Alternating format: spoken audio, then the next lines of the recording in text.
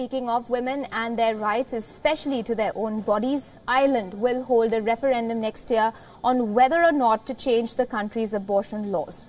Take a look. In a landmark move, Ireland will be holding a referendum next year on the country's abortion law. The Irish Prime Minister Leo Varadkar, who came to power in June, told Parliament, and I quote, "A national vote on whether to abolish the 8th Amendment to the Constitution, which gives a fetus the status of a citizen even in early pregnancy, would take place in summer 2018." Unquote. Currently, a woman convicted of having an illegal abortion could face up to 14 years in jail in Ireland. According to UK's Health Department, from 1980 to 2015, more than 165,000 Irish women and girls accessed UK abortion services. In 2016 alone, that number was 3,451. Irish abortion laws are drawn from the 8th Amendment of the country's constitution, and calls to repeal the 8th have been gaining momentum steadily over the years, especially after the death of 31-year-old dentist of Indian origin Savita Hallapanavar, who died after alleged request for abortion was denied in 2012. Abortion continues to remain a divisive issue in the world's most conservative Roman Catholic country, and the decision to hold a referendum comes just weeks before Pope Francis's visit to Ireland. Bureau Report, Wion. All right, that is a big story once again. Ireland, remember, just recently voted in its first gay prime minister, a man with an Indian connection, Leo Varadkar. Now, how exactly Ireland, which is a Roman Catholic country for the majority, is going to react to the idea of doing away with its restrictive abortion laws is one that is interesting to note. Once again, these are conversations on gender rights as well that are taking place across the world. We were just talking about Saudi Arabia, and elsewhere now in Europe, that is once again the big question on whether women will have the right to have abortions in the Roman Catholic country. My colleague, Wion's London Bureau Chief, Mandy Clark, joins us live on the broadcast for more on that story. Mandy, hi. Do we have an idea of how exactly popular opinion is split when it comes to the idea of abortion in Ireland? Well, overall, the young Irish, and which are the majority, Ireland is a very young population.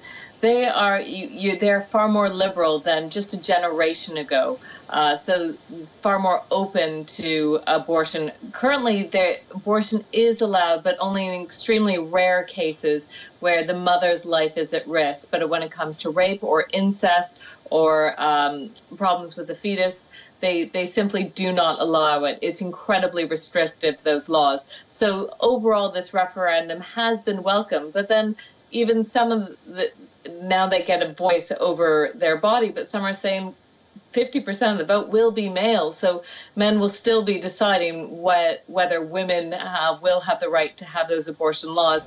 And as you mentioned, Ireland is by and large Roman Catholic and incredibly religious. We're seeing a move away from that, but there's still the older generation, very traditional, who will also have a say. So there is by no means that the abortion laws will necessarily change, but it is important that they are considering a referendum. Absolutely, and it's ironic also in some ways, Mandy, considering they just voted in their first gay prime minister. And at the same time, there's this parallel conversation happening. What do you think has prompted the idea even of this referendum being floated at this time? Well, someone pointed out how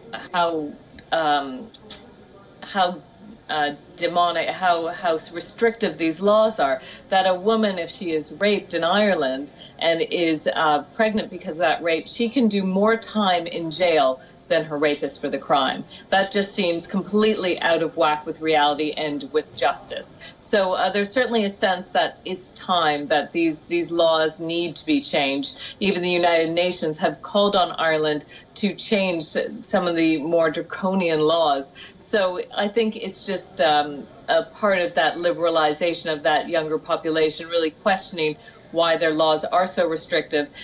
For a long time, the Irish women, since the 40s, have been coming to Britain to have these abortions. But of course, it's incredibly expensive. They have to fly over. They have to cover the medical costs. That works out to around £4,000 just to get an operation.